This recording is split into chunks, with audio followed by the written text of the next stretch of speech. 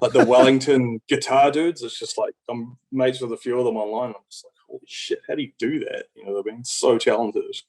Well, there's probably a lot of guys out there who look at you and say exactly the same thing. So if there's people out there who are like, I want to learn how to play caveman riffs with little screechy bits in between, then I'm your guy.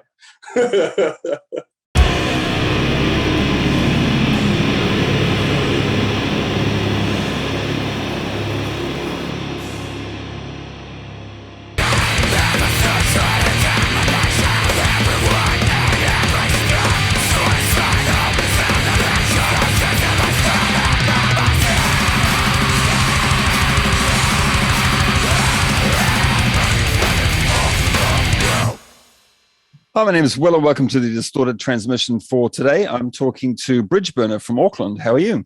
Good, bro. How are you?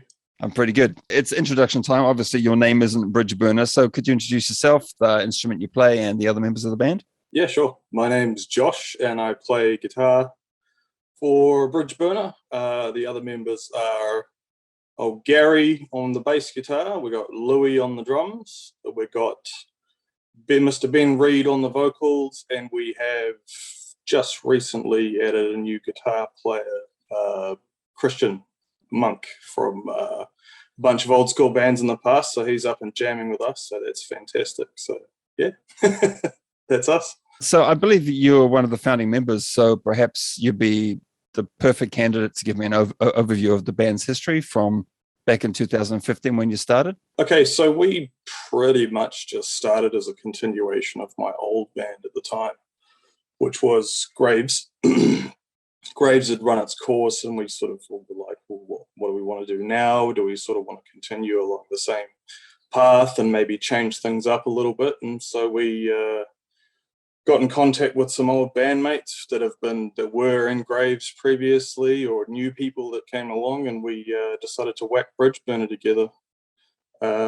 Ben was in Japan at the time that Graves was going, but he'd already hit me up saying, "Hey, bro, I'm coming back from Japan soon. Would you be keen to, whack some riffs together?" And I was like, "Well, funny you say that, because my old band's sort of gone now, and I'd be keen to sort of keep it going." I said, "Would you be keen?" And he was like, "Yeah, absolutely." So, the rest is from there, really. Okay. I mean, this isn't a Graves interview, but Graves is still around. So did you reform that later on? How did that work? Graves dissipated probably into 2014, sort of along those lines. And then we whacked Bridgeburner together and started playing shows in that band. But my bro, Alan, from a gazillion New Zealand bands, was just like, you know what Alan's like. He's just like a really nice dude, and he doesn't really give a shit about what he's playing. It's more about who he's playing it with.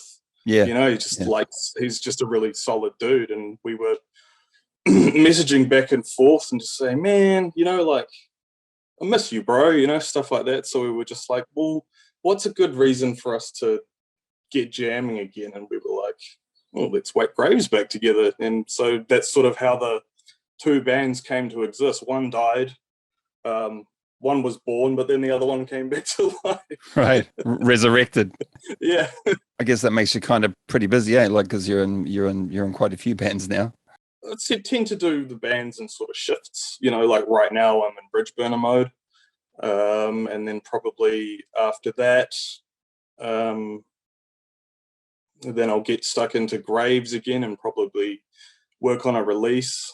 Finally, getting something released after getting back together, and then every once in a while I'm summoned for the band that shall not be named. the secret band, the secret one, the one with the hoods and the skulls. That I think explains everything pretty succinctly. So thank you for that. No worries.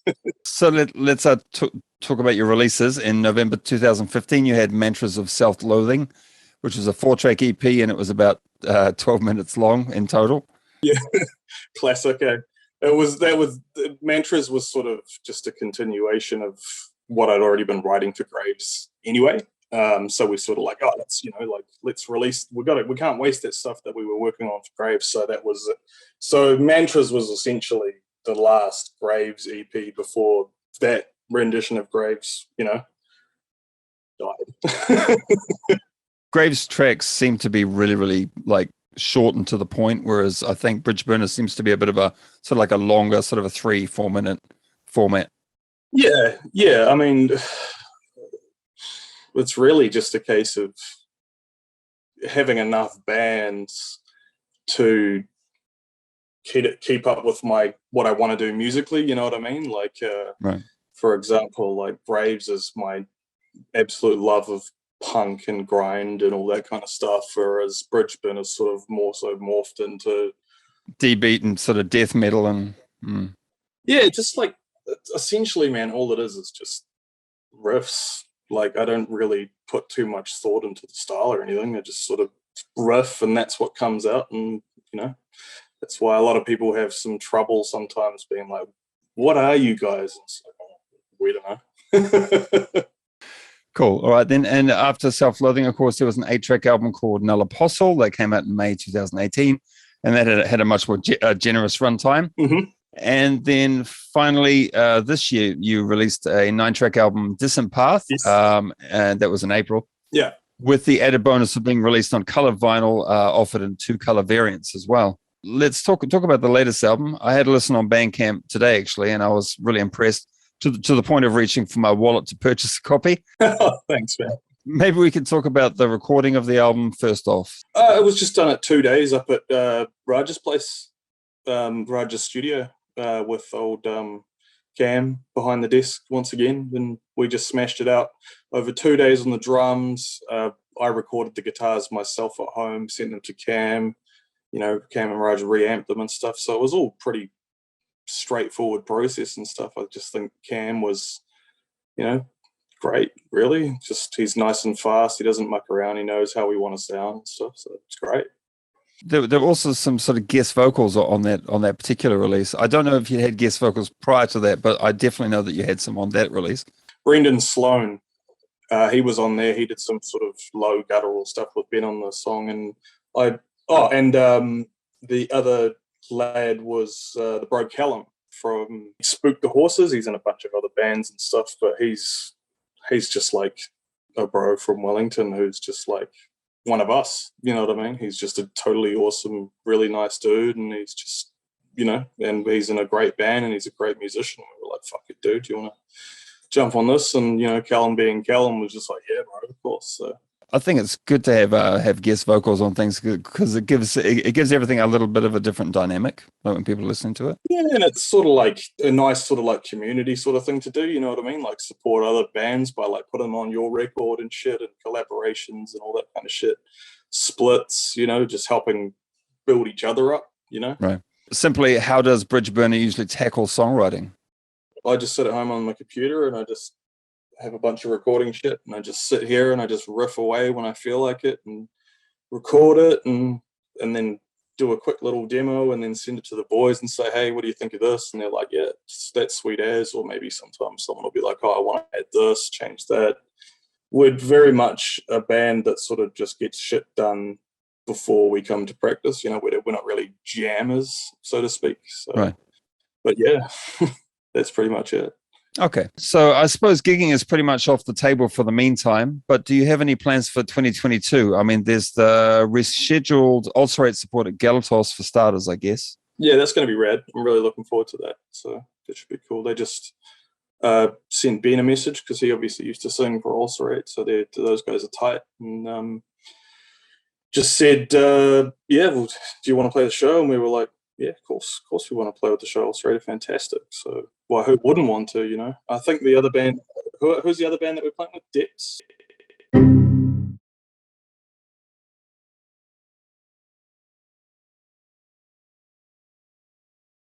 Who's the other band that we're playing with? Organectomy. I think those guys are nice dudes, aren't they? But I have interviewed those guys before, and they're very down to earth, easygoing guys, which is great. Yeah. That's cool. Oh, that's that dude Levi on the drums. He's fantastic. Yeah, because he's in that other band. Varga Frost. Varga Frost, and he was in Resurrected. That group of dudes, it's just like, how do you play like that? All those, like the Christchurch. guitar dudes, it's just like, I'm mates with a few of them online. I'm just like, holy shit, how do you do that? You know what I mean? So talented. Well, there's probably a lot of guys out there who look at you and say exactly the same thing. So if there's people out there who are like, I want to learn how to play caveman riffs with little screechy bits in between, then I'm your guy. Caveman riff guy. Next question. Are you currently working on another release, or are you content waiting out the COVID situation before considering new music and new releases? It sucks not being able to play shows, but it's not really the kind of thing that gets us down, really, because we're all kind of just a bunch of nerds who like staying indoors anyway. So we sort of are quite content just doing our own thing, you know, like riffing away at home, talking heaps online and all that kind of stuff. And we have planned to do a 4-track EP really, really soon, just for the sake of, we had a bunch of material, like it's been sitting there, fuck it, let's just record it and just put it out there independently so people can just enjoy a few caveman riffs, you know. Is there anything else you'd like to add to the end of the interview? This is your free time. Oh, my free time. Oh shit. Well, probably I really do need to give a shout out to Cam and Raj, really. They've got a studio, Dynamic Rage. You can find them on Facebook, or I think you can message Cam or Raj directly to, you know, put in some, you know, book some recording time. These guys are fantastic. They're just local dudes. They're both really good dudes. They've been in great bands. You know, they're just nice, positive guys. They've got a great studio at Raj's place. It's really worth going and checking it out and listening to some of their mixes and stuff, because I think they sound fantastic. And, you know, they're well priced, you know what I mean? They're not over the top. They're affordable for a bunch of people, you know, who may have day jobs and stuff. You know, they're pretty reasonable, and you get like a really nice result, you know what I mean? So that's pretty much all I really want to plug, is just support those bros, because they're awesome. Well, thanks very much. And all the best for 2022 if I don't see you before then. All right, brother. I'll leave you to it, eh? Take care. Awesome. And thanks for watching.